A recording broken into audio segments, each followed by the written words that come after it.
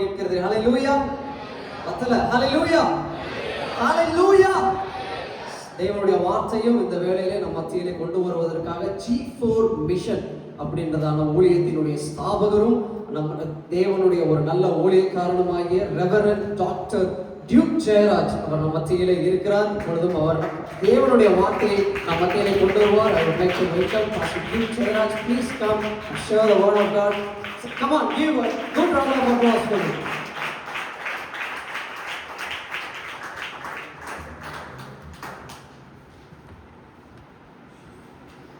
Thank you very much.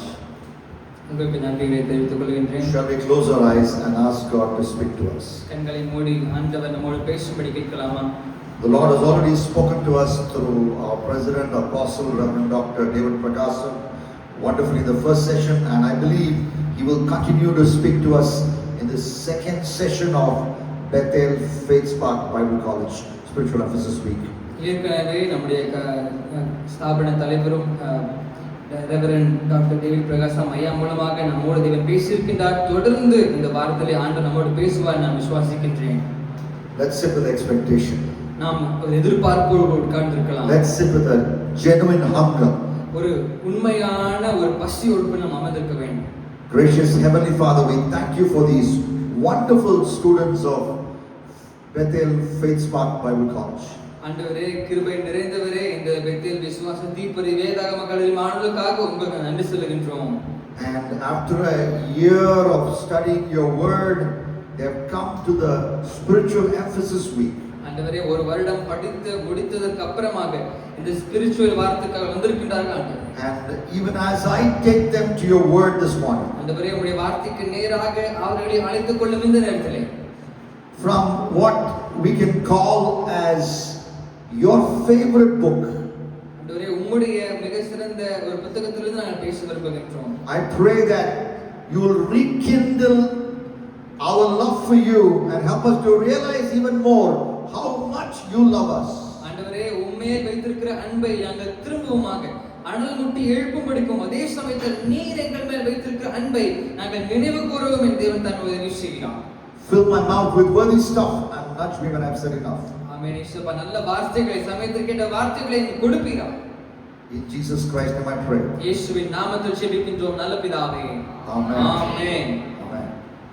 I am honored to be preaching God's word during the Spiritual Emphasis Week for the second straight time in your Bible college. உங்களுடைய வேதாகம கல்லூரியில் இரண்டாவது முறையாக வந்து இந்த spiritual வீக்ல நாங்கள் பேசுவதற்கு நான் ஒரு கௌரவமாக நினைக்கின்றேன். I was there last year. நான் போன வருடமும் உங்கள் மத்தியிலே வந்தேன். And I'm here again this year. திரும்பவுமாக உங்கள் மத்தியிலே வந்திருக்கின்றேன். I have only one prayer, Lord, let them not get bored of my preaching. எனக்கு ஒரே ஒரு ஜெபம் தான் இருக்கின்றது, ஆண்டவரே என் பிரசங்கத்தினாலே இவங்க போர் ஆயிடக்கூடாது. And even as I begin to preach God's word, தேவ வசனத்தை நான் பிரசங்கிக்க தொடங்குகிற இந்த வேளையிலே I realize the Holy Spirit is directing me to this particular Bible book. இந்த ஒரு குறிப்பிட்ட புத்தகத்துக்கு நேராக பரிசுத்த ஆவியானவர் நடத்துகிறது நான் உணர முடிகிறது. It can be called as Jesus' favorite Bible book. இது இப்படியாக இயேசுவுக்கு மிக பிடித்த புத்தகம் என்று சொல்லலாம். Now if you talk to Sanju Samson, India's current big star, cricket star, and also Tamil Nadu's, because he's also playing for CSK. சாம் சஞ்சூஸ் அப்படிங்கறத பத்தி நீங்க கேள்விப்பட்டீங்க அப்படின்னா, அவர் இந்தியாவிற்கு ஒரு மிக முக்கியமான ஒரு பிளேயராக இருக்கின்றார். தமிழ்நாடுக்கு அவர் விளையாடுகிறார். சிஎஸ்கே அணியில் இருக்கின்றார். If you ask Sanju, what is your favorite cricket shot? Which shot do you like? What's your favorite? அவர்கிட்ட பார்த்து உங்களுக்கு இந்த கிரிக்கெட் விளையாடுறதுலயே மிக பிடித்த ஷாட் எதுன்னு கேட்டீங்கன்னா அவங்க என்ன சொல்லுவாங்கன்னா, what will be his answer? அவர் என்ன சொல்வாரு? Doka. டொக்கு சொல்வாரா? Singular. Single. Two together. 6.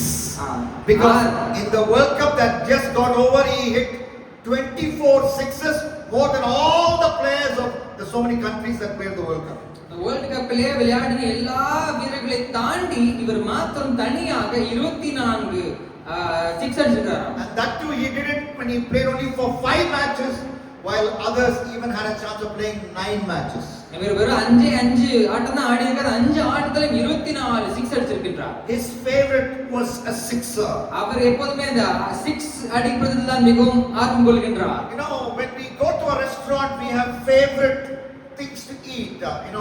Perhaps it is biryani. நம்ம இப்ப ஒரு ஹோட்டலுக்கு போனோம் அப்படின்னா நமக்கு மிக பிடித்த சாப்பாடு என்ன அதான் சாப்பிட விரும்புவோம். இப்போ ஃபார் எக்ஸாம்பிளுக்கு biryani. Or if you're like my daughter, you might want to eat vegetarian meals with all these wonderful side dishes. Vegetarian side dishes. நீங்க ஒருவேளை என்னுடைய மகளை போல இருப்பீங்கன்னு சொன்னீங்க அப்படின்னா அவங்க வெஜிடேரியன் அதிகமா விரும்புவாங்க. வெஜிடேரியன் கூட மத்த எல்லா சைட் டிஷ்ஸும் சாப்பிடுவாங்க.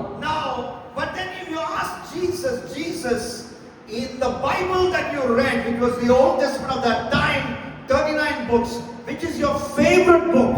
This could be Jesus' answer. இயேசுவை பார்த்து நீங்க கேட்பீங்க அப்படின்னா இயேசு வாழ்ந்த காலகட்டத்துல வெறும் பழைய ஏற்பாடு மட்டும் தான் இருந்துச்சு.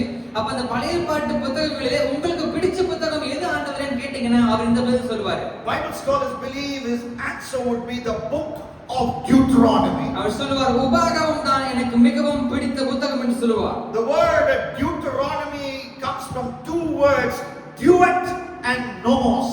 இந்த டியூட்டரானமி என்ற அந்த வார்த்தை இரண்டு வார்த்தையிலிருந்து வருகின்றது. டியூட்டர் அண்ட் நோமோஸ் என்ற வார்த்தையிலிருந்து வருகிறது. Duet and nomos. Duet and nomos.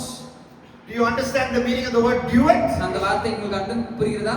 And some of you are nodding their head because maybe you have sung a duet with a person, a boy, maybe with a girl. ஒருவேளை நீங்க duet இத யாருக்காவது நீங்க ஆடி இருக்கலாம். உங்களுக்கு ஞாபகம் இருக்க வாய்ப்பு இருக்குது. Duet means two people. It means two. Duet என்றால் இரண்டு நபர் என்று அர்த்தம். It means the second time. அது இரண்டாவது முறை என்று அர்த்தம். Nomos means the law. நோமோஸ் என்றால் சட்டம் என்று அர்த்தம்.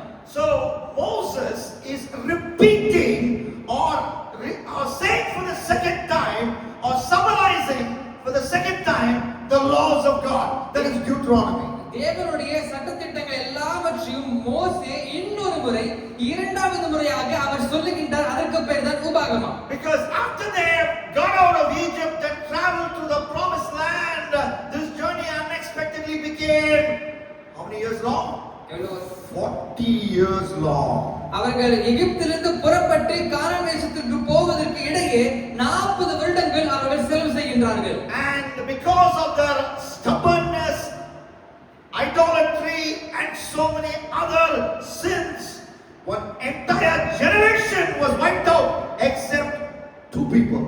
அங்கே பார்க்கின்றோம் அவர்களுடைய முரட்டாட்டத்தினாலே அவர்கள் எப்பொழுதுமே பிடிவாதமுள்ள நம்ம மக்களாக இருந்ததாலும் அவர் சிலை வழிபாடு செய்தாலும் பாவத்தினாலும் அவர் ஒரு தலைமுறை மொத்தமாக அழிந்து விட்டது. இரண்டு பேர் மாத்திரம்தான் அந்த தலைமுறையை சார்ந்தவர்கள் கானான் தேசத்துக்குள்ளே போகின்றார்கள். If you include Moses, 3 people. Who are the other two? மோசேயையும் சேர்த்துக் கொண்டால் மொத்தம் 3 பேராக இருக்கலாம். Who are the other two? மற்ற 2 பேர் யாரு? Joshua and Caleb. யோசுவாவும் காலேபும். But there are so many young people all around under 40. The youth are there. 40 வயதிற்கும் கீழே இருக்கக்கூடிய अनेक வாலிப பிள்ளைகள் அங்கே இருந்தார்கள். And they need to hear the law explained to them in a language they can understand. அவர்கள் எங்க அப்பா அம்மா கேட்ட சட்டதிட்டங்கள் எங்களுக்கு ஞாபகம் எங்களுக்கு புரிந்து கொள்ளும் வகையில் திரும்பவுமாக அந்த சட்டதிட்டங்கள் சொல்லப்பட வேண்டும் என்று விரும்பினார்கள்.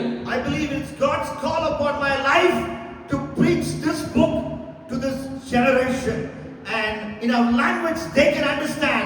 It's God's call upon my life. என்னுடைய வாழ்க்கையின் அழைப்பு என்னன்னு சொல்ல பாத்தீங்க அப்படினா இந்த வேதாகமத்தை இந்த காலத்திலே வாழக்கூடிய வாலிபர்களுக்கு அவர்கள் புரிந்து கொள்ளும் வகையில் சொல்வதுதான் என்னுடைய அழைப்பாக இருக்கின்றது. And I'm believing and I'm praying and to knowing that you also will find your specific God-given call for your life and ministry. நான் நம்புகின்றேன், விசுவாசிக்கிறேன், உங்களுக்காக ஜெபம் செய்கின்றேன். எப்படி எனக்கு ஆண்டவர் தெளிவுபடுத்தினாரோ அதே போல உங்கள் வாழ்க்கையிலும் உங்கள் அழைப்பை பற்றி தேவன் தெளிவுபடுத்த போதுமானவராக இருக்கின்றார்.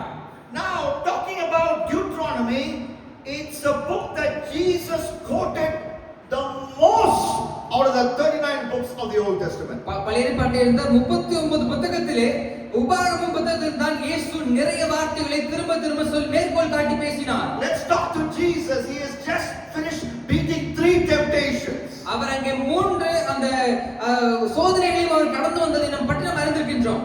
And let's talk to Jesus. அவரோட பேசுவோம். அத பத்தி நாம் பேசுவோம். அவரோட பேசுவோம். Jesus, what verse from which book? Verses from which book did you quote as you beat the 3 temptations that the devil threw at அந்த மூன்று சோதனைகளை மேற்கொள்வதற்கு இயேசுவே நீர் எந்த வார்த்தைகளை பயன்படுத்தி எந்த புத்தகத்திலிருந்து வசனங்களை பயன்படுத்தினீர்? Jesus would say, இயேசு சொல்லுவார், all the three temptations, I quoted a verse from the book of Deuteronomy. நான் அந்த மூன்று சோதனைகளையும் ஜெயிப்பதற்கு உபாகமம் புத்தகத்திலிருந்து தான் அந்த மூன்று வசனங்களை நான் சொன்னேன் என்று சொல்லுவார். Which means Jesus has read the book of Deuteronomy again and again and even memorized scriptures from Deuteronomy, and he's throwing it at the devil at the hour of temptation. இயேசு உபாகமம் புத்தகத்தை முழுவதுமாக மனப்பாடம் செய்திருக்க வேண்டும். அதனால தான் அங்கே சோதனை நேரத்திலே அவர் மனப்பாடமாக ஒவ்வொரு வசனங்களையும் அங்கே மேற்கோள் காட்டி பேசுகின்றார். Now today I want to talk about what Jesus' favorite book, which is Deuteronomy, what that book says about the most popular topic on planet Earth. இப்போ இருக்கக்கூடிய மிக முக்கியமான பிரபலமான தலைப்புகளை பற்றி இந்த உபாகமம் புத்தகம் என்ன பேசுகின்றது?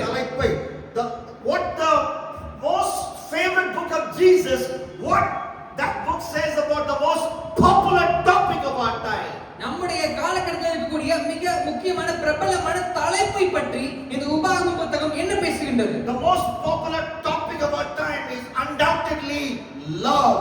இப்பொழுது நமக்கு இருக்கக்கூடிய மிக முக்கியமான தலைப்பு என்னன்னு பாத்தீங்கன்னா அன்பு. And that word has so many meanings, but today in the next 40, 45, 50 minutes before me, I want to talk about what Jesus' most favorite book, what it says about love and how we must respond to this biblical love. நமக்கு கொடுக்கப்பட்ட நேரத்தில் இதை பற்றி நாம் பேச போகின்றோம். அந்த அன்பை பற்றி, அந்த அன்பிற்கு நாம் எப்படி பதில் கொடுக்க வேண்டும், அந்த அன்பை இந்த உபாகமத்தில் எப்படியாக சொல்லப்பட்டிருக்கு நாம் பார்க்க போகின்றோம். So turn with me first of all to Deuteronomy chapter 7. உபாகமம் 7ஆம் அதிகாரத்துக்கு நேராக நாம் திருப்பிக் கொள்ளலாம். And recently when I was reading this chapter, something struck me for the first time. நான் இதை படித்துக் கொண்டிருந்தபோது அன்னை காலத்தில் தேவன் என்னோடு ஒரு விஷயத்தை பேசினார். I had a joy completing MDiv from Southern Asia Bible College. நான் SABCலே நான் MDiv படித்து முடித்திருக்கின்றேன். அதற்கான சந்தோஷம் எனக்கு இருக்கின்றது. And I went back to college and I did a doctor of ministry at DMin. DMin என்ற ஒரு மினிஸ்ட்ரி நான் முடித்திருக்கின்றேன். But I never graduated from being a student of the Bible. ஆனாலும் நான் ஒருபோதும் இந்த வேதாகமத்தின் ஒரு மாணவனாக என்னால் ஒருபோதும் பட்டம் பெறவே முடியவில்லை. So I keep asking God, whenever I read the Bible, teach something new, something which I have missed, Lord. ஆண்டவரே, நான் படிக்கும்போது நான் கேட்பேன், ஆண்டவரே நான் இதை படித்துக் கொண்டிருக்கிறேன், நான் இதுக்கு முன்னாடி படிக்கும்போது எதை நான் மிஸ் பண்ணணும் அதை எனக்கு கற்றுக் கொடுங்க நான் கேட்பேன். So Deuteronomy chapter 7 and verse 7, உபாகமம் 7ஆம் அதிகாரம் 7ஆம் வசனம் இப்படியா சொல்கின்றது. and verse 8, 8 வசனமும் and verse 9, 9. I believe in the whole Bible, வேதாகமம் முழுவதிலும் this is the only instance where the love of God is mentioned in 3 consecutive verses.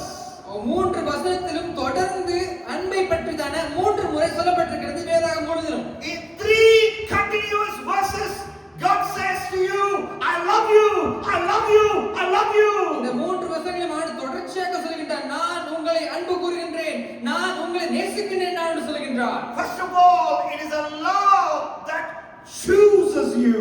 அந்த முதலாவது அன்பு, அந்த அன்பு நம்மை தெரிந்து கொள்ளுகின்றது.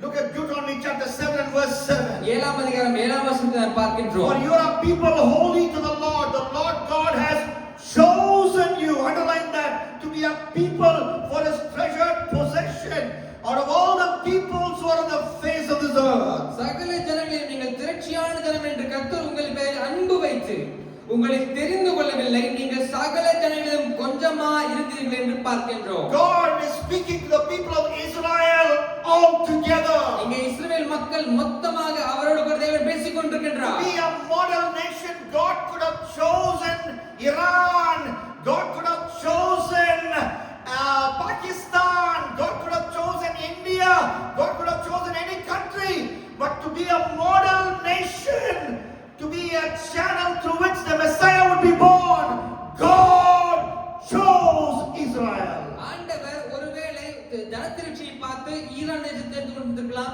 ஒருவேளை பாகிஸ்தான் இல்ல ஒருவேளை இந்தியாவை தெரிந்து கொண்டிருக்கலாம். ஆனால் ஆண்டவர் இஸ்ரவேல் மக்களை தெரிந்து கொண்டார். அவர்கள் மூலமாக தான் மேசியா வர வேண்டும் என்று தேவன் திட்டம் பண்ணி வைத்திருந்தார். It's not that God does not love the other nations, but for this specific task of bringing the Messiah to this earth, God chose the Jewish people.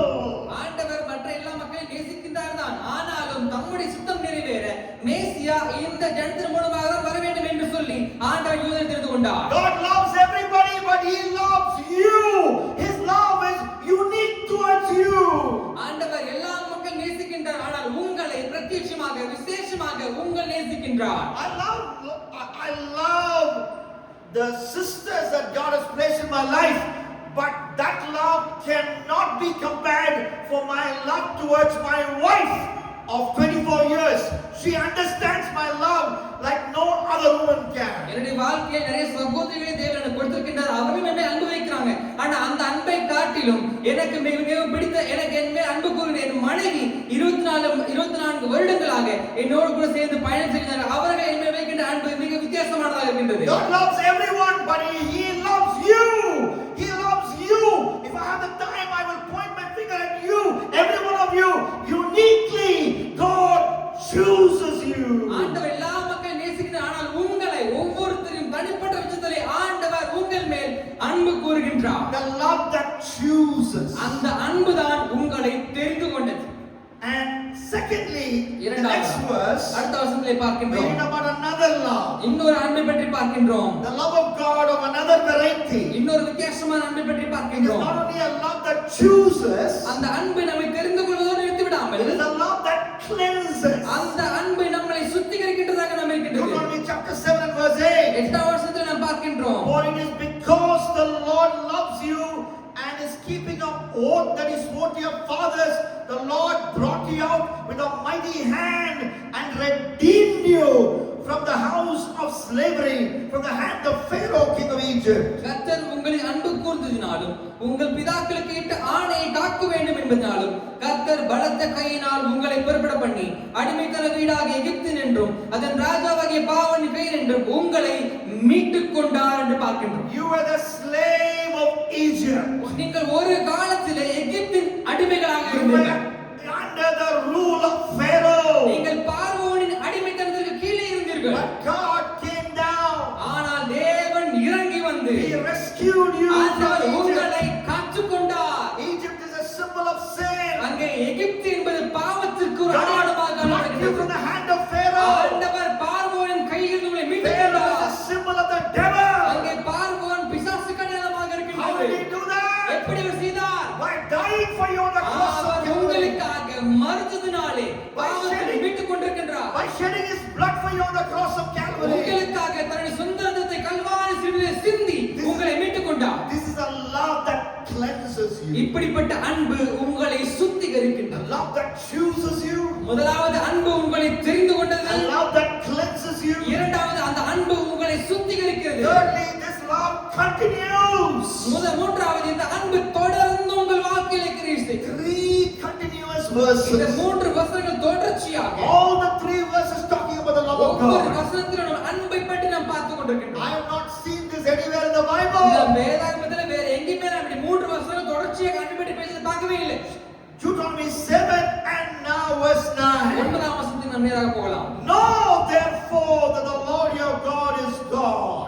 நீங்க ஆகையால் தேவனாகிய கர்த்தர் அவரே தேவன் என்றும் The faithful God who keeps covenant and steadfast love with those who love him and keep his commands to 1,000 generations. ஆகையால் உன் தேவனாகிய கர்த்தரே தேவன் என்றும் தம்மில் அன்பு கூர்ந்து தமது கற்பனைகளை கைக்கொள்கிறவர்களுக்கு அவர் 1000 தலைமுறை மட்டும் உடன்படிக்கையும் தயவையும் காக்கிற உண்மை உள்ள தேவன் என்கின்றார். Yes, his love chooses. அவருடைய அன்பு நம்மை தெரிந்து கொண்டது.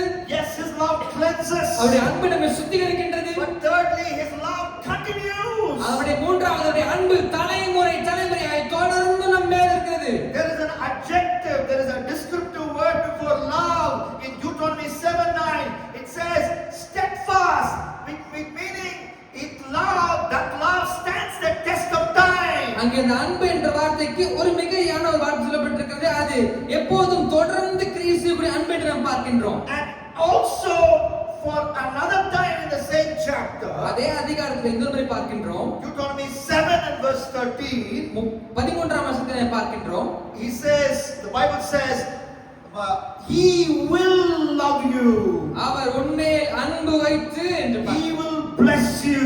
அவர் உங்களை ஆசீர்வதிப்பார். He will multiply you. அவர் உங்களை பெருக He பண்ணுவார். will also bless the fruit of your womb. அவர் உங்களுடைய கர்ப்பத்தின் கனியை ஆசீர்வதிப்பார். He will bless the fruit of your ground. நிலத்தின் கனிகளை He ஆசீர்வதிக்கின்றார். will bless your grain. தானியத்தை He will ஆசீர்வதிக்கின்றார். bless your wine. திராட்சரசத்தை He will ஆசீர்வதிக்கின்றார். bless your oil. எண்ணெயை ஆசீர்வதிக்கின்றார். Increase of your hair. மாடுகளின் பலன். He will give you the young of the flock. Bless the young of your flock. மாடுகளின் ஆசீர்வாதத்தை கொடுக்கின்றார். In the land he swore to your fathers to give you. பிதாக்களுக்கு ஆணையிட்டு கொடுத்த அந்த நிலத்திலே தேவன் இப்படிப்பட்ட ஆசீர்வாதங்களை உங்களுக்கு கொடுக்கின்றார். Some of you are saying, wow, this is a nice verse. இது மிகவும் அருமையான வசனம் என்று சொல்லலாம். Next time somebody gives me offering, I will send this verse. யாராவது நெக்ஸ்ட் டைம் எனக்கு ஆஃபரிங் கொடுத்தாங்கன்னா அவங்க இந்த வசனத்தை கொடுக்க விரும்புகின்றேன் நீங்க நினைக்கலாம்.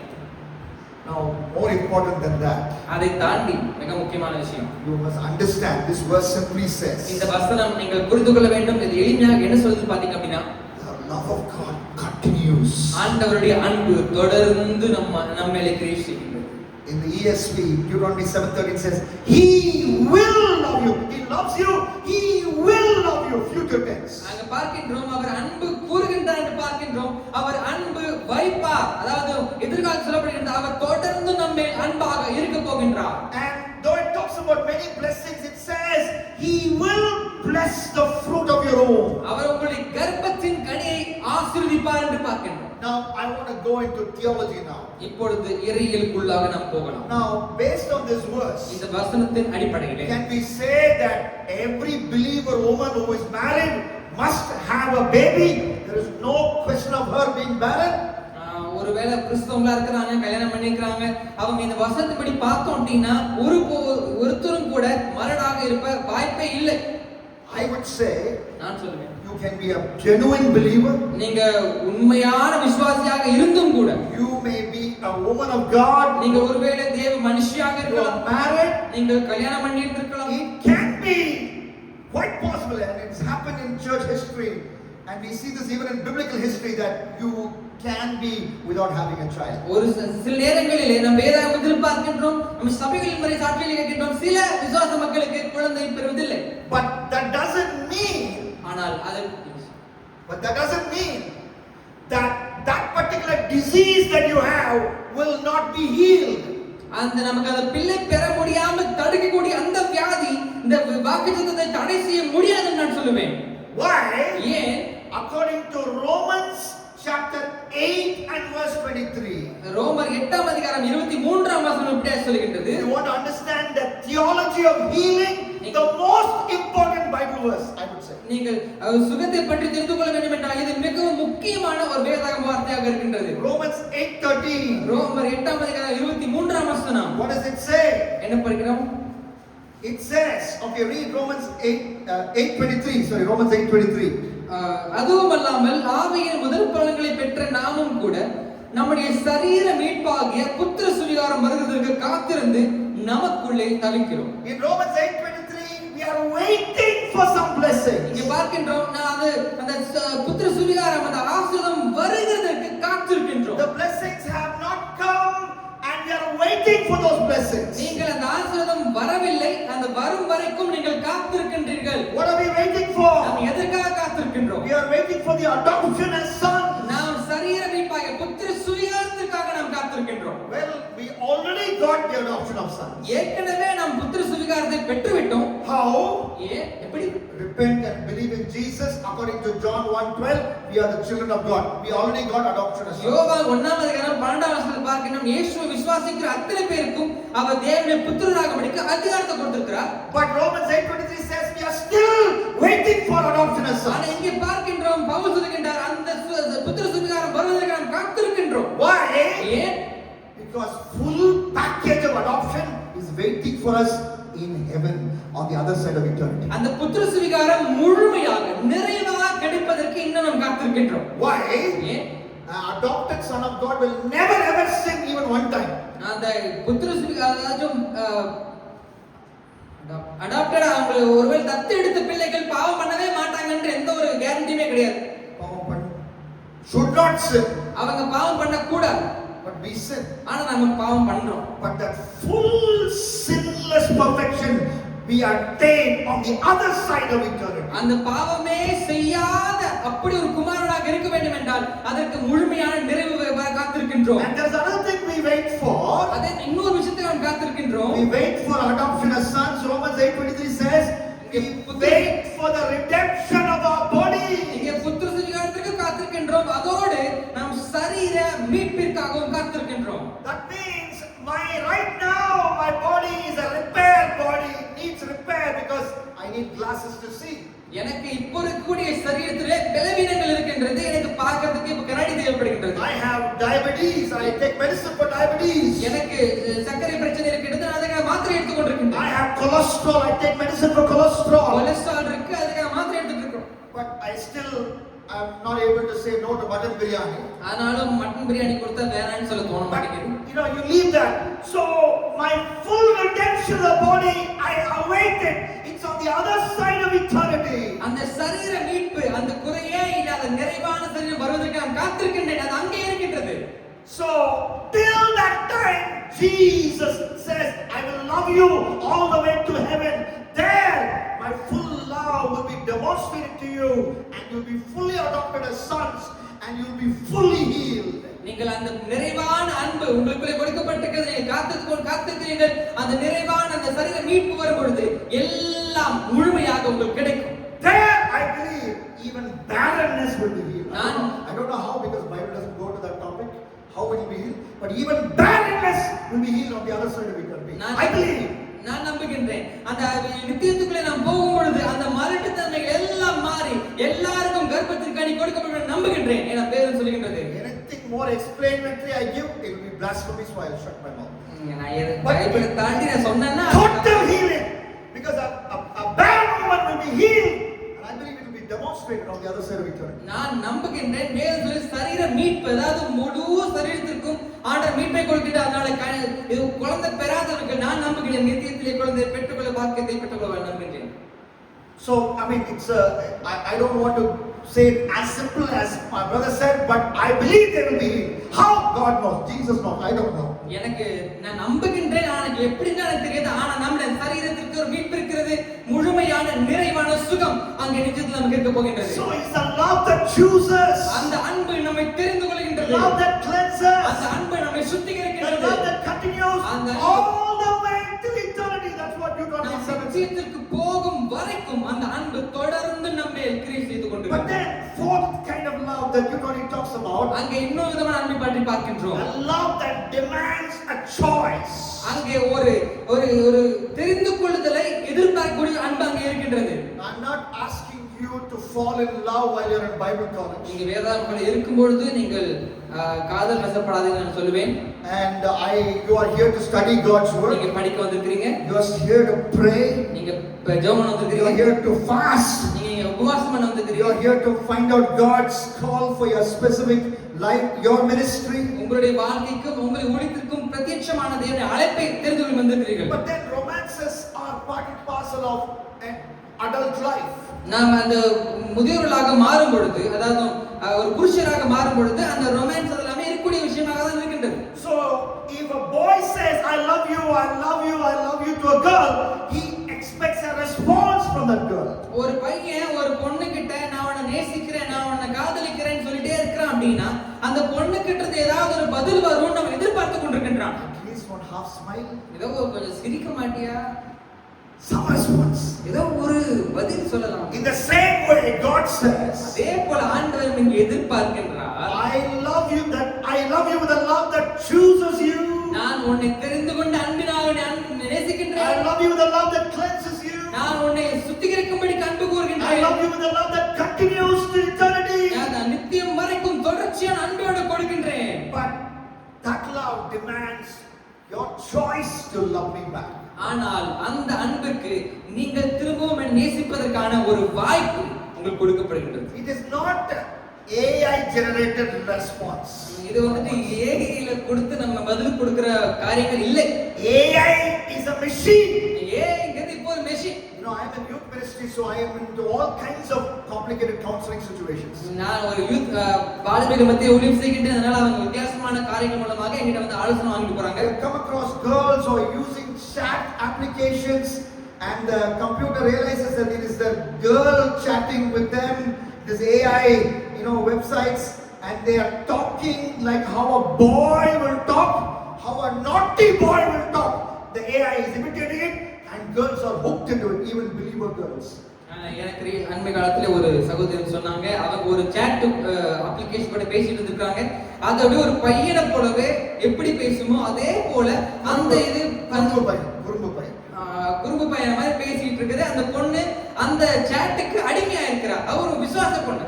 But we know AI is not real. That boy, that digital boy is not loving that girl. That digital boy doesn't have a choice. அந்த டிஜிட்டலா இருக்கக்கூடிய அந்த மெஷினுக்கு அன்பு கூறுவதற்கான வாய்ப்பு இல்லை. But we have a choice to make, to love God or to reject His love. ஆனால் நமக்கு அந்த வாய்ப்பு இருக்கின்றது. நாம் தேவனுடைய அன்பை ஏற்றுக்கொள்ளலாம் அல்லது தேவனுடைய அன்பை நாம் புறக்கணிக்கலாம். And what does the Bible say?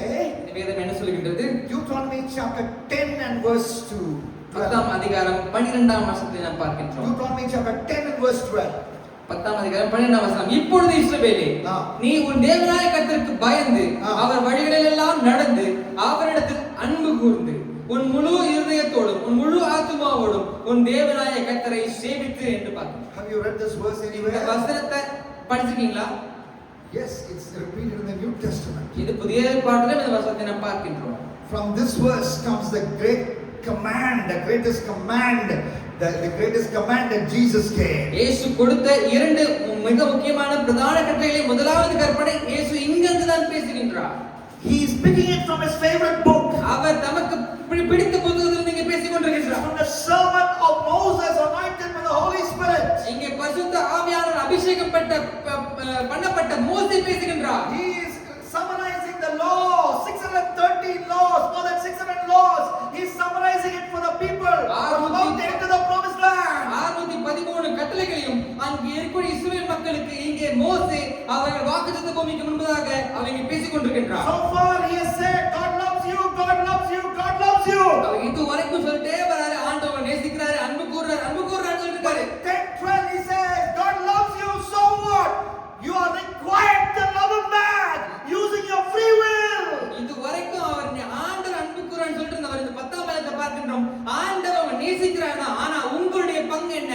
நீங்களும் தேவனை அன்பு கூற வேண்டும் என்று சொல்கின்றார். What does God, Lord your God, require of you? ஆண்டவர் உங்களிடத்தில் என்ன கேட்கின்றார் என்று மோசே இங்கே சொல்கிறார். That's what Deuteronomy chapter 10 and verse 12 says. இதுதான் நாம் பார்க்கின்றோம் இந்த வசனத்திலே. Fear the Lord your God. நீங்கள் தேவனுக்கு பயந்து To walk in all his ways. அவருடைய வழியிலெல்லாம் நடந்து To love him. அவரில் அன்பு கூர்ந்து. That is the greatest thing you can ever do. நீங்கள் பண்ணக்கூடிய மிக முக்கியமான விஷயம் என்ன? The greatest thing you can do is to know that God loves you, and you think every minute, every second, every nanosecond, how can I love my God back?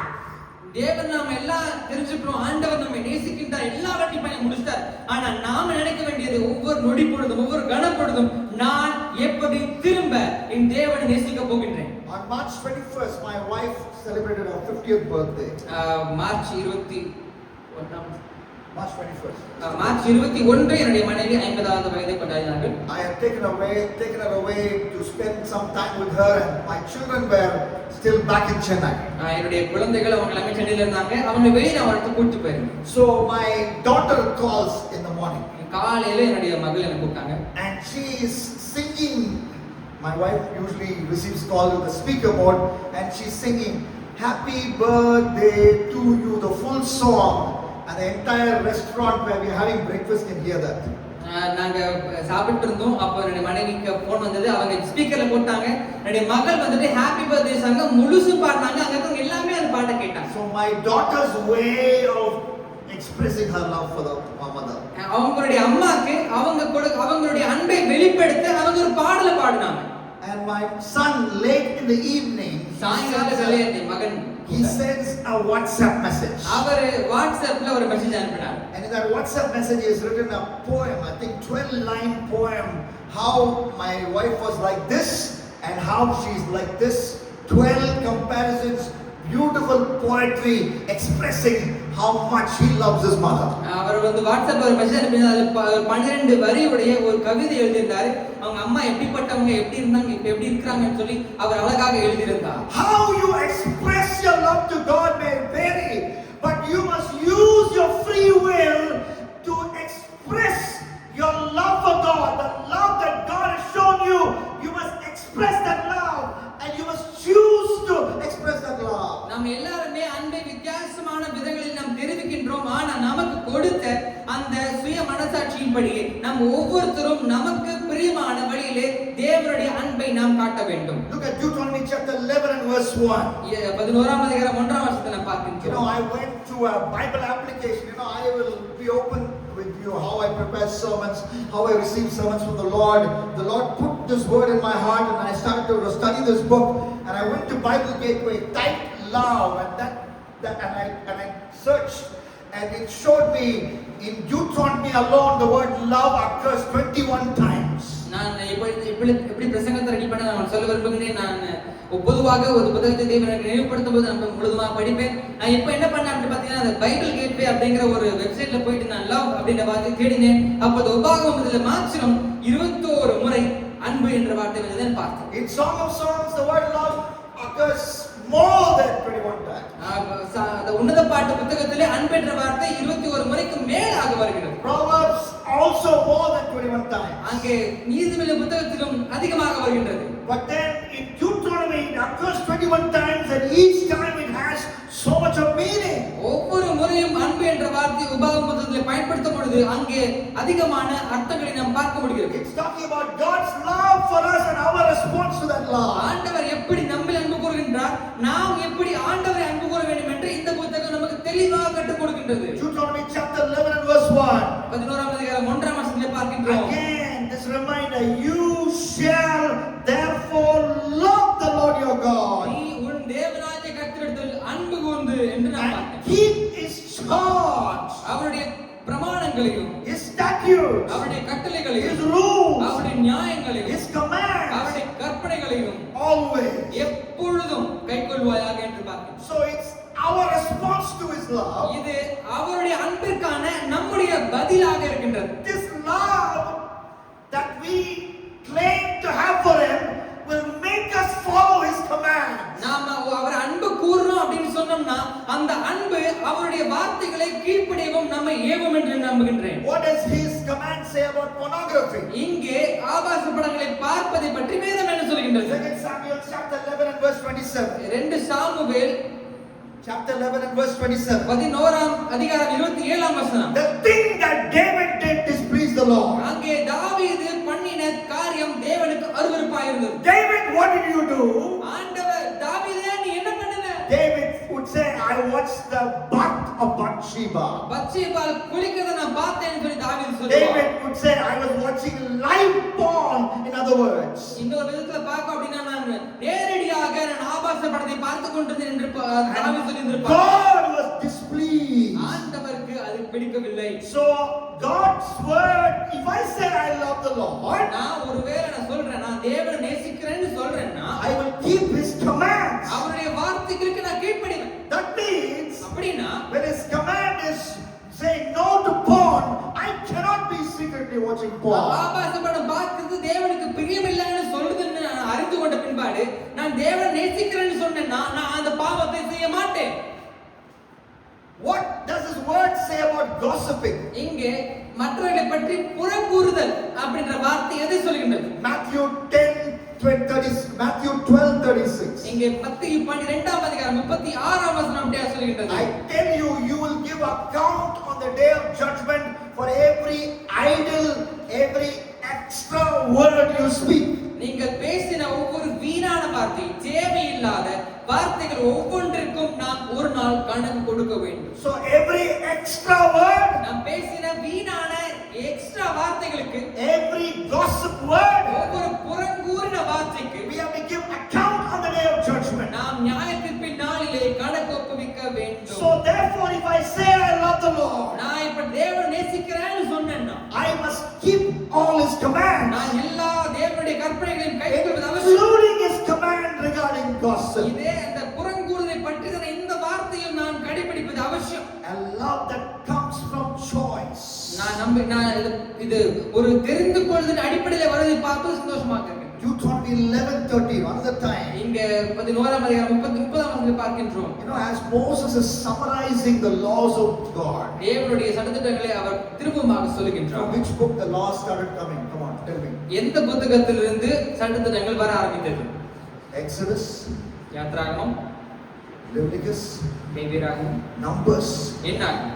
3 books. மூன்று புத்தகத்திலும் So many laws. நிறைய சட்டதிட்டங்களை நாம் God பார்க்கிறோம். gave them through Moses. ஆண்டவர் மோசேயின் மூலமாக அதை கொடுத்தார். Moses is the author of the first 5 books. முதல் 5 புத்தகங்களையும் எழுதின மோசே தான். But he is the best person to also summarize what those laws mean. அந்த சட்டதிட்டங்கள் எல்லாம் எதை குறிக்கின்றது, அதை எப்படி அர்த்த சுருக்கமாக சொல்ல வேண்டும் Because என்று the Holy Spirit worked through him to give those laws.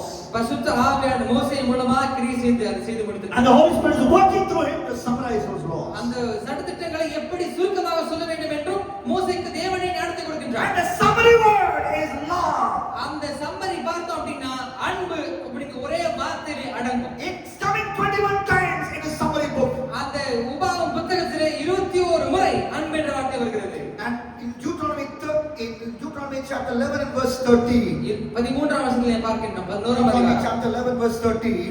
11ஆம் அதிகாரம் 13ஆம் வசனம். It says, and if you will indeed obey my commands, நீங்கள் உங்கள் தேவனாய கர்த்தரிடத்தில் உங்கள் முழு இதயத்தோடும், and I command you today to love the Lord your God, to serve him with all your heart, with all your soul. நீங்கள் உங்கள் தேவனாய கர்த்தரிடத்தில் உங்கள் முழு இதயத்தோடும் உங்கள் முழு ஆத்துமாவோடும் அன்பு கூர்ந்து அவரை சேவிக்கும்படி நான் இன்று உங்களுக்கு கற்பிக்கிற இந்த கற்பனைகளுக்கு கீழ்ப்படிந்தால். He already mentioned this in 10th chapter and verse 12. 10ஆம் அதிகாரம் 12ஆம் வசனத்துல ஏற்கனவே சொல்லி முடித்து விட்டார். Now he repeats this in 11th chapter and 13th verse. ஆனா இங்கே திரும்பவுமாக 11ஆம் அதிகாரத்திலே 13ஆம் வசனத்தை பயன்படுத்துகின்றார். ஏன்? It's very important. அது மிக முக்கியமானதாக இருக்குது. Did you have Greek? Greek உங்களுக்கு பாடம் இருக்குது இல்லையா? You love Greek? Yes. Okay, if a Greek teacher before exam keeps on repeating one question, what does it mean? திரும்பவுமாக எக்ஸாமுக்கு முன்னாடி ஒரு கேள்வியை கிரீக் டீச்சர் சொல்லிட்டே இருக்காருன்னா என்ன அர்த்தம்? The Greek teacher is reminding you that exam is going to come, that question is going to come in the அது exam. கடைசியா சொல்ல போன அந்த கேள்வி எக்ஸாமுக்கு வரும்னு அர்த்தம்.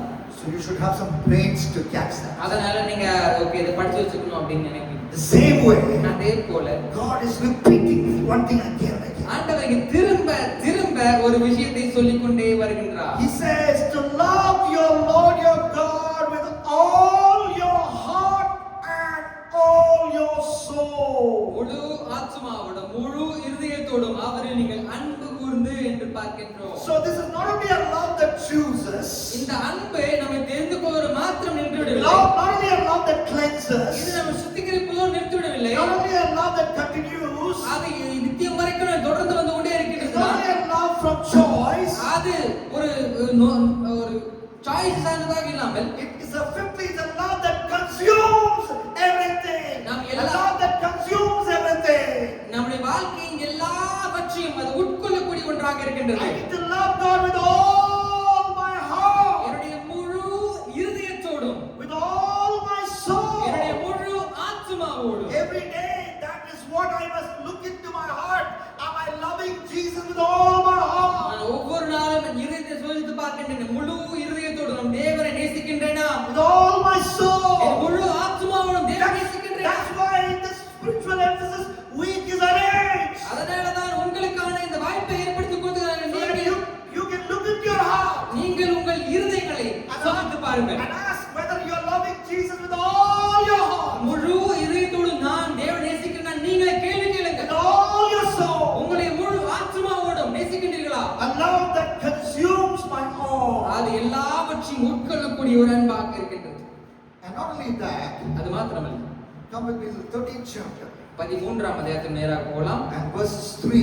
3ஆம் வசனத்திலே பார்க்கின்றோம். Another time the word love occurs. திரும்பவுமாக அன்பு பற்றி அங்கே மோசே பேசுகின்றார். And here is a different scenario. அங்கே வித்தியாசமான ஒரு கால சூழ்நிலை. So let's read from verse 1. 1ஆம் வசனத்தை வாசிக்கலாம். Verse 1 says, if a prophet or a dreamer of dreams arises amongst you and gives you a sign and a wonder, உங்களுக்குள்ளே ஒரு தீர்க்கதரிசியாகிலும் சொப்பனக்காரனாகிலும் எழும்பி நீங்கள் அறியாத வேறே தேவர்களை பின்பற்றி அவர்களை சேவிப்போம் வாருங்கள் என்று சொல்லி ஆ. உங்களுக்கு ஒரு அடையாளத்தையும் அற்புதத்தையும் காண்பிப்பேன் என்று குறிப்பாய் சொன்னாலும் ஆ. அவன் சொன்ன அடையாளமும் அற்புதமும் நடந்தாலும் அந்த தீர்க்கதரிசியாகிலும் ஆ. அந்த சொப்பனக்காரனாகிலும் ஆ. சொல்லுகிறவைகளை கேளாதிருப்பீர்களாக ஆ.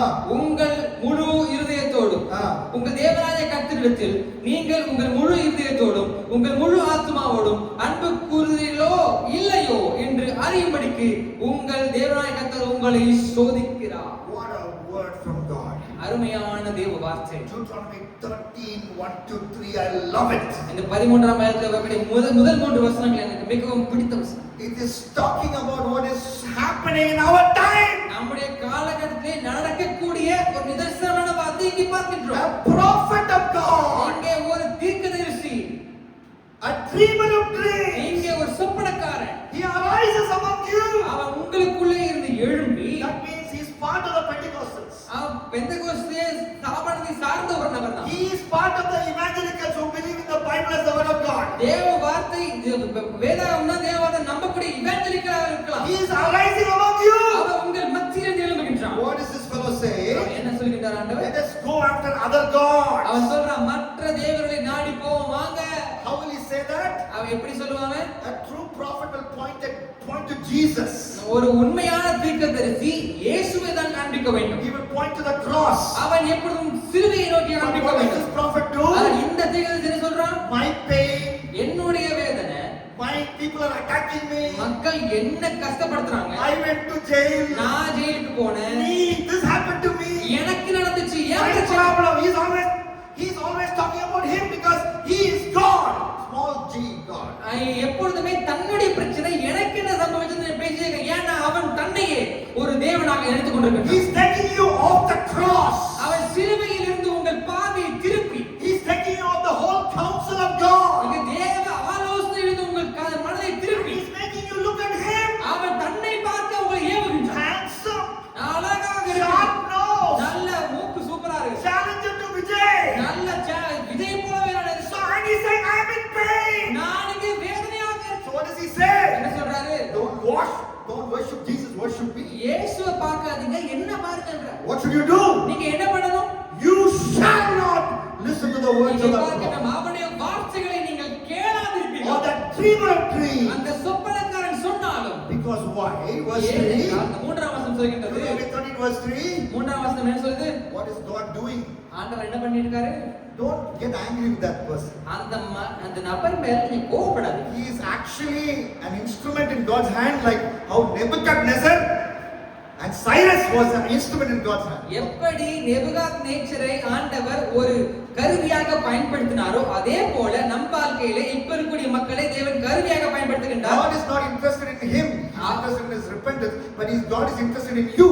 Because he is checking you. He is checking you with that man. Whether you really love the commands of God. ஆண்டவர் அவர்களை நேசிக்கின்றார், மனதிலும் பிடிக்க அவர் விரும்புகின்றார். ஆனால் அவர்களை வைத்து தேவன் உங்களை சோதிக்கின்றார். He is testing you. ஆண்டவர் உங்களை சோதிக்கின்றார். For what? ஏன்? Whether you love the Lord your God. ஆண்டவரை முழு இதயத்தோடும் முழு ஆத்மாவோடும் நம்புறீங்களா, அன்பு கூறுறீங்களான்னு சோதிக்கின்றார். Love is for the commands of God. Sixthly, love for the commands of God. இங்கே தேவனுடைய சட்டதிட்டங்களுக்கு ஏற்ப அவர் நம்மை அன்பு Do you கூறுகின்றார். love the commands of God? Do you go through Genesis to Revelation, Revelation to Genesis, Genesis to Revelation? Do you keep reading the Bible back and forth? You love it. When any fool speaks against the word of God, you know it is against the word of God because you know the Bible. You love the Bible. நீங்க வேதாகமத்தை உண்மையாகவே நேசிக்கிறீங்க அப்படின்னா நீங்க ஆதியாகமத்திலிருந்து வெளிப்படுத்தும் வரைக்கும் திரும்ப திரும்ப திரும்ப நீங்கள் வாசித்துக் கொண்டே இருப்பீங்க. அப்படி வாசிச்சீங்க அப்படின்னா உங்களை யாருமே ஏமாற்ற முடியாது. I love for the commands of God. நீங்க தேவனுடைய சட்டதிட்டங்களுக்கு ஏற்ப அந்த அன்பை தேவன் கொடுக்கின்றார். A love that chooses. முதலாவது அந்த அன்பு நம்மை தெரிந்து கொள்கின்றது. A love that cleanses. இரண்டாவது அன்பு நம்மை சுத்திகரிக்கின்றது. Love that continues. மூன்றாவது அன்பு நம்மை தொடர்ந்து நம் வாழ்க்கையில கிரியை செய்கிறது. Love that demands our choice. நாலாவது அந்த அன்பு ஒரு எதிர்பார்ப்பை நம்மிலே A love வைக்கிறது. that consumes my all. அதுக்கடுத்து அந்த அன்பு நம் முழுவதும் A love for the commands of God. அடுத்ததாக தேவ கட்டளைகளுக்கு ஏற்ப அந்த அன்பு நமக்கு கிரியை செய்கின்றது. And seventhly, ஏழாவதாக a love that directs life choices. நம் வாழ்க்கைக்கு ஏற்படக்கூடிய முடிவுகளை அந்த அந்த அன்பு நமக்கு கொடுக்கின்றது. Wow, this is getting very interesting. இது மிகவும் சுவாரஸ்யமா போகிறது. Deuteronomy chapter 21. 21ஆம் அதிகாரம். And the word love occurs in one time. அங்கே ஒரு முறை நாம் பார்க்கின்றோம். But then I want to read above. அதுக்கு மேலே இருக்கிற வசனங்களை படிக்க விரும்புகிறேன். 2 verses above. 2 வசனங்களுக்கு மேலே. So this is how you prepare sermons. நீங்க இப்படி உங்க பிரசங்கங்களை ஆயத்தம் பண்ணீங்க நல்லா இருக்கும். Don't say, okay, I am going to prepare a message on stone. நான் கல்ல பற்றி ஒரு பிரசங்கம் பண்ண விரும்புறேன். So I find out all Bible verse on stone. கல்லெல்லாம் எங்கெங்கெல்லாம் இருக்குதோ அத நான் தேடி படிக்க போறேன். And then like how you catch one chicken with by cautifying a basket. ஒரு எப்படி ஒரு கோழியை நம்ம கூடை போட்டு கவுத்தி பிடிப்போமோ. And you look only at the verse and you preach. Bible says about stone point 1, point 2, point 3, point 10. அப்படியே அந்த ஒரு குறிப்பிட்ட வேதாகமத்தை மாத்திரம் வச்சு அந்த பகுதியை மாத்திரம் வச்சு ஒரு பாயிண்ட் 2 பாயிண்ட் 10 பாயிண்ட் நம்ம கொடுத்துருவோம். Before you say amen, somebody from the audience will take one stone and throw at you. பிரசங்கம் பண்ணீங்க அப்படின்னா கடைசி 10வது குறிப்பு சொல்றதுக்கு முன்னாடி கடைசியில இருக்கிற கல்ல கொண்டு வந்து அடிப்பார். So it's good to find out through all these modern technology where such verses are, but you read above, read below. நீங்க அந்த வசனங்கள் எல்லாம் எங்கெல்லாம் வருது நீங்க படிக்கிறது நல்லதுதான். ஆனா அதுக்கு முன்னாடி வசனம் என்ன பின்னாடி வசனம் என்னன்னு படிப்பது அவசியமாக. Understand the context. அந்த குறிப்பிட்ட சமயம் என்ன அதை நீங்க புரிந்து கொள்வது அவசியம். Then only the message will jump out and edify the people of God. அப்படி நீங்க பண்ணீங்க அப்படினா தான் உங்களுடைய பிரசங்கம் அது மக்களை உயிர்ப்பிக்கக்கூடிய வார்த்தையாக மாறும். Deuteronomy 21:15 to 17. 21ஆம் அதிகாரம் 15 இலிருந்து 17 வரை. Look at Deuteronomy 21 and verse 15. 15ஆம் வசனத்தை பார்க்கின்றோம். It says, if a man, okay, now before, okay, we'll come to Deuteronomy 21. Before that, before that, go to Deuteronomy 15, 12. We'll read Deuteronomy 15, 12 to 17. Deuteronomy 15, 12 to 17. 15, 12 லிருந்து 17 வரை. Okay, it says, okay, shall we start reading in Tamil? Deuteronomy 15, 12 onwards. உன் சகோதரனாகிய எபிரேயனாகிலும் எபிரேய ஸ்திரீயாகிலும் உனக்கு விலைப்பட்டால் 6 வருஷம் உனக்கு சேவிக்க வேண்டும்.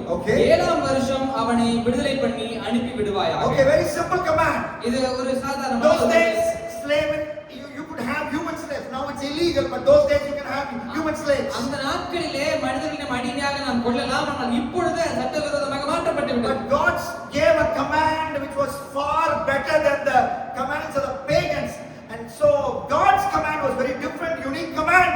6 years you can have the slave, 7th year you must release him. மற்ற மக்களை காட்டிலும் ஆண்டவர் கொடுத்த கற்பனை மிகவும் சிறந்ததாக இருக்கின்றது. இங்கே பார்க்கின்றோம் 6 வருஷம் நீங்கள் ஒரு அடிமையை வைத்துக் கொள்ளலாம், 7ஆம் வருஷம் விடுதலை பண்ண வேண்டும். And verse 13, Deuteronomy 15 and verse 13. 13ஆம் வசனம் பார்க்கின்றோம். அவனை விடுதலை பண்ணி அனுப்பி விடும்போது அவனை வெறுமையாய் அனுப்பி விடாமல் உன் தேவராய கர்த்தர் உன்னை ஆசீர்வதித்ததின்படி உன் ஆட்டு மந்தையிலும் உன் களத்திலும் உன் ஆலையிலும் எடுத்து அவனுக்கு தாராளமாய் கொடுத்து அனுப்பி விடுவாயாக. So when you send him in the 7th year after he has worked for you for 6 years, you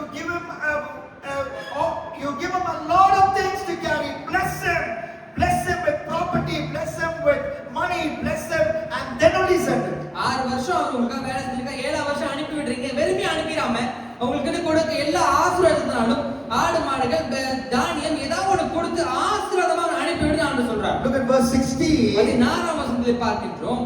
ஆனாலும் அவன் உன்னிடத்தில் நன்மை பெற்று உன்னையும் உன் குடும்பத்தையும் நேசிப்பதினால் நான் உன்னை விட்டு போக மாட்டேன் என்று உன்னுடனே சொல்வானேயாகி நீ ஒரு கம்பியை எடுத்து அவன் காதை கதவோடே சேர்த்து குத்துவாயாக. பின்பு அவன் என்றைக்கும் உனக்கு அடிமையாக இருக்க கடவன், உன் அடிமை பெண்ணுக்கு அப்படியே செய்ய கடவாய். So when you are giving that severance package of chicken and goat and hen, and you imagine a person like Abraham, like Job, who had all kinds of cattle. When you give him 3 buffaloes, 10 sheep, he gives them and he says, and you tell him, you take all this and go and start a new life. If that servant says, Master, I love you, I don't want to go, I will be with you, what should you do? இப்ப இங்க பார்க்கின்றோம், அந்த வேலைக்காரன் 6 வருஷம் வேலை செஞ்சாரு, 7ஆம் வருஷம் அனுப்பி விடுறாங்க. நீங்க எல்லா ஆசீர்வாதத்தையும் அவர் கொடுத்து ஆடு மாடு கோழி என்னென்னமோ எல்லா ஆசீர்வாதத்தையும் கொடுத்து அனுப்புறதுக்கு அவருக்கு நீங்க விரும்புறீங்க. ஆனா அவர் எல்லாத்தையும் பெற்றுக்கொள்ளும் போது சொல்றாரு, இல்ல எஜமானே நான் போக விரும்புவதில்லைன்னு சொன்னார்னா நீங்க என்ன சொல்லணும்? He loves you. Our word is here in this verse. இங்கே பார்க்கின்றோம் நேசம் என்ற வார்த்தை But பார்க்கின்றோம். we are reading 3-4 verses from above it so that we can understand. He says, Master, I love you. I don't want to go. நான் போக விரும்பலன்னு அவர் சொன்னார் அப்படினா What should you do? நீ என்ன பண்ணணும்? Take a sharp object ஒரு கம்பி எடுத்து and put his ear next to the door and pierce his ear. காதை கதவோட வைத்து காதை குத்தணும்னு சொல்றாங்க. What will that signify? அது எதை குறிக்கின்றது? He will be your worker. He will be your worker for the rest of his life. அவன் தன் வாழ்நாள் முழுவதும் உனக்கு அவன் அடிமையாக இருப்பான் என்று பார்க்கின்றோம். He will serve you for the rest of your life. அவன் தன் வாழ்க்கை முழுவதிலும் உனக்கு அடிமையாக இருந்து அவன் விருப்பப்பட்டதனாலே அவன் உனக்கு அடிமையாக இருப்பான் என்று பார்க்கிறோம். 15-17 he shall be your slave forever. 17ஆம் வசனத்தில் பார்க்கிறோம் அவன் கடைசி வரைக்கும் உனக்கு அடிமையாகவே இருப்பான் என்று பார்க்கின்றோம்.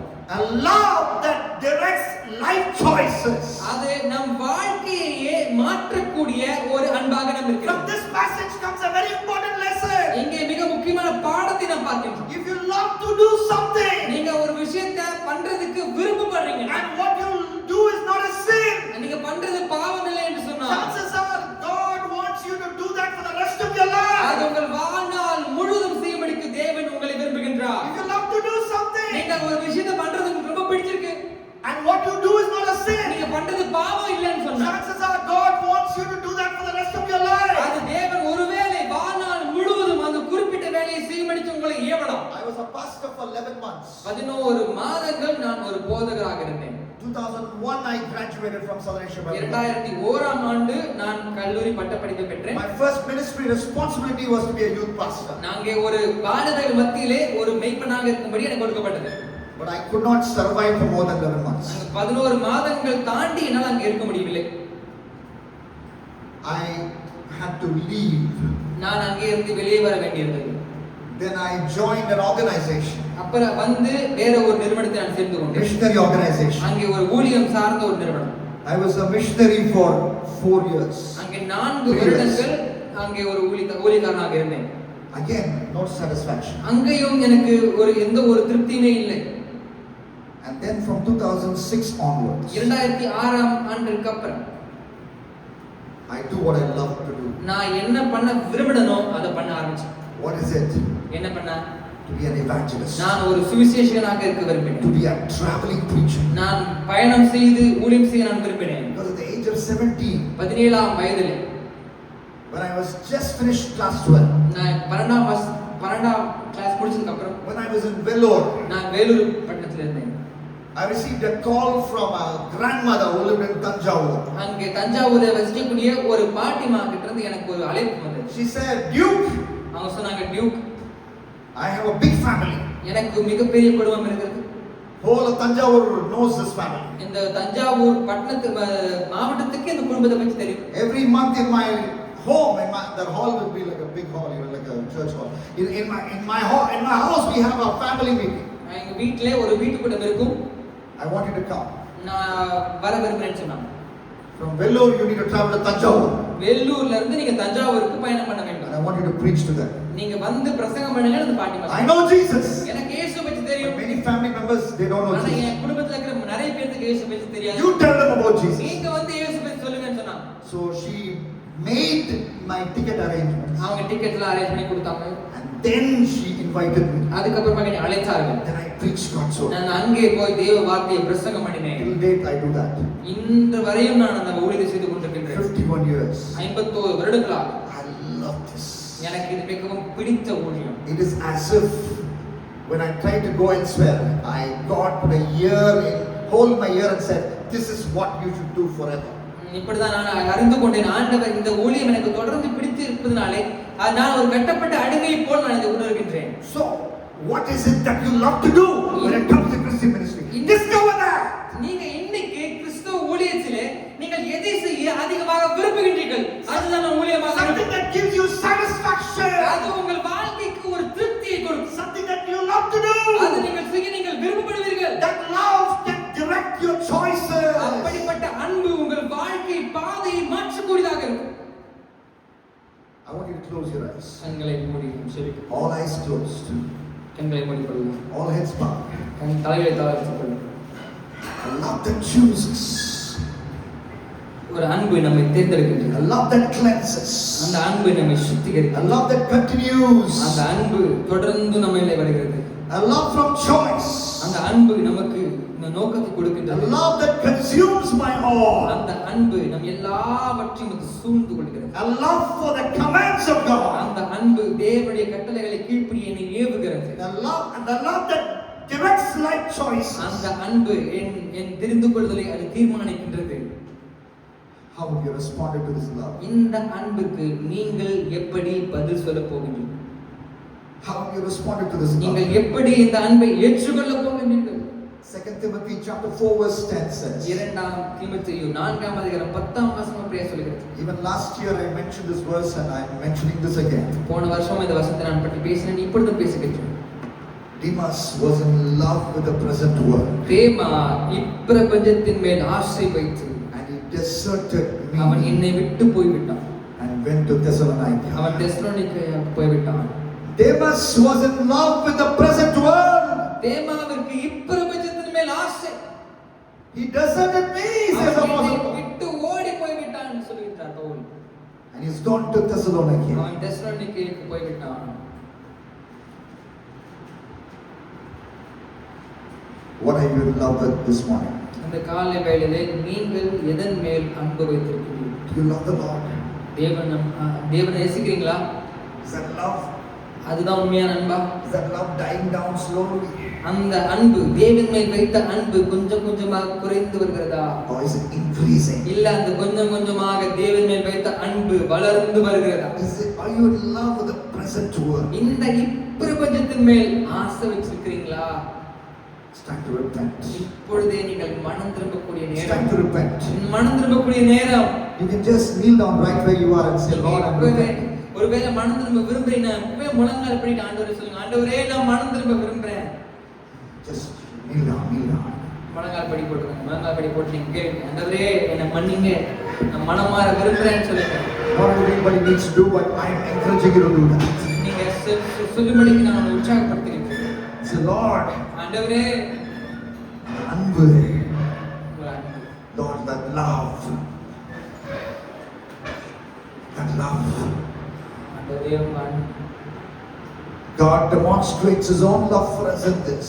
ஆண்டவர் தம்முடைய அன்பை இப்படிப்பட்ட காரியங்களை வெளிப்படுத்தி காண்பிக்கின்றார். When we were still sinners, நாம் பாவிகளாய் இருந்த போதே Christ died for us. இயேசு நமக்காக மரித்தார்.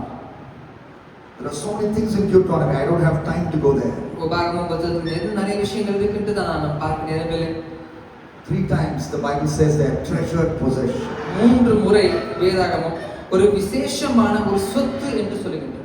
God says to people of Israel, you are my treasured possession. ஆண்டவர் இஸ்ரவேல் மக்களை பார்த்து சொன்னார், நீங்கள் என்னுடைய சொந்த சம்பத்து என்று சொல்லுகின்றார். He looks at you and says, you are my treasured ஆண்டவர் possession. உங்களை பார்த்து வந்து சொல்றார், நீங்கள் என்னுடைய சொந்த சம்பத்தாக இருக்கின்றீர்கள். You are my treasured possession. நீங்கள் என்னுடைய சொந்த சம்பத்தாக இருக்கின்றீர்கள். But ஆனால் what you are into is abomination. நீங்கள் எதற்குள்ள இருக்கிறீங்களோ அது அருவருப்பானது. That's all. That word is also there in Deuteronomy. அதேதான் உங்க வசனம் பார்க்கின்றோம். Many times Deuteronomy says abomination. அங்கே அருவருப்பு என்ற வார்த்தை நிறைய வருகிறது. அருவருப்பு. I wanted to make you a treasured possession. ஆண்டவர் உங்கள் சொந்த சம்பத்தா வைத்துக்கொண்டு விரும்புகின்றார். But what you are into is abomination. ஆனால் நீங்கள் எந்த விஷயத்திற்குள்ளே உங்களை ஈடுபடுத்தி இருக்கிறீர்களோ அது தேவனுக்கு அருவருப்பு. It's there. Both these words of treasured possession and abomination, both are there in Deuteronomy. ரெண்டு வார்த்தையும் ஆண்டவர் தான் சொல்றாரு. ஆண்டவர் தான் நீங்க சொந்த சம்பத்துன்னு சொல்றாரு. அதே சமயத்துல ஆண்டவர் தான் சொல்றாரு நீங்க பண்றது அருவருப்பா இருக்குன்னு சொல்றாரு. No to abomination. நீங்கள் ஒருபோதும் அருவருப்புக்குள்ளே போக கூடாது. Yes to treasured possession. நீங்கள் எப்பொழுதும் தேவ சம்பத்து, நான் தேவனுடைய சம்பத்தாக இருக்கிறேன், அதுக்கு நீங்க ஆம் சொல்லுங்க. Would you raise your hand to heavens and say, Lord, கைகளை உயர்த்தி சொல்வீங்களா? ஆண்டவரே, I want to be your treasured possession. உம்முடைய சொந்த சம்பத்தா நான் இருக்க விரும்புறேன்ப்பா. Lord, I want to be your treasured possession. ஆண்டவரே, நான் சொந்த சம்பத்தா இருக்க விரும்புறேன் ஆண்டவரே. I'm saying no to my abomination. ஆண்டவரே, என்னுடைய வாழ்க்கையிலே காணப்போகிற எல்லா அருவருப்புகளுக்கும் நான் இல்லை என்று சொல்லி. Could be idolatry. ஆண்டவரே, ஒருவேளை அது விக்கிரகமாக இருக்கலாம். Making ministry my idol. ஒருவேளை என்னுடைய ஊழியத்தை நான் விக்கிரகமா மாற்றலாம். Making a worship leader my idol. ஒருவேளை நான் ஒரு ஆராதனை வீரனா இருக்க விரும்புறேன், அதை நான் விக்கிரகமா மாற்றலாம். I want to be your treasured possession. ஆண்டவரே, நான் உங்களுடைய சொந்த சம்பத்தா இருக்க விரும்புறேன். The same book of Deuteronomy, God says, அங்கே உபாகமத்தில் ஆண்டவர் திரும்ப சொல்கின்றார், you're the apple of my eye. நீங்கள் என்னுடைய கண்மணி என்று சொல்கின்றார். You know what? God is using creative language to say how much He loves you. உங்களை எப்படி நேசிக்கிறேன்னு ஆண்டவர் வர்ணிச்சு சொல்றார். நீங்க என்னுடைய கண்மணின்னு சொல்றார். Creative சொல்றார். You're the apple of my eye. நீங்க என்னுடைய கண்மணி. He loves you so much. ஆண்டவர் உங்களை அதிகமாக நேசிக்கின்றார். You respond to His love. அந்த அன்புக்கு நீங்கள் பதில் சொல்வது அவசியம். Respond to His love. அந்த அன்புக்கு நீங்கள் பதில் சொல்லுங்கள். Gracious Heavenly Father, பரலோக தகப்பனே, we thank you for speaking to us, O Lord. எங்களோடு பேசுனதற்காக உமக்கு நன்றி. And even as we went back to the book of Deuteronomy, உபாகமம் புத்தகத்துக்கு நாங்கள் போகும், your favorite book, அதோடைய உமக்கு பிடித்த புத்தகம், on the most popular topic of love. அதோடைய அன்பை பற்றி மிக அதிகமாக பேசப்படி புத்தகம். Thank you for speaking to us. அந்த புத்தகத்திலிருந்து எங்களோடு பேசினதற்காக உமக்கு நன்றி. We are saying no to the abomination. ஆமென். அருவருப்புகளுக்கு நாங்கள் இல்லை என்று சொல்லி. Yes, you say yes to your loving word to us, that Amen. you are your treasured possession, you are the apple of your eye. நம்முடைய அன்பான வார்த்தைக்காக, சொந்த சம்பத்தாக தெரிந்து கொண்டதற்காக, எங்கள் கண்மணி என்று சொல்வதற்காக, அந்த வார்த்தைக்கு நாங்கள் ஆம் என்று சொல்லுகின்றோம். Thank you, Lord. உமக்கு நன்றி சொல்லுகின்றோம். In Jesus Christ, I pray. இயேசுவின் நாமத்தில் ஜெபிக்கின்றோம் நல்ல தகப்பனே. Amen. ஆமென்.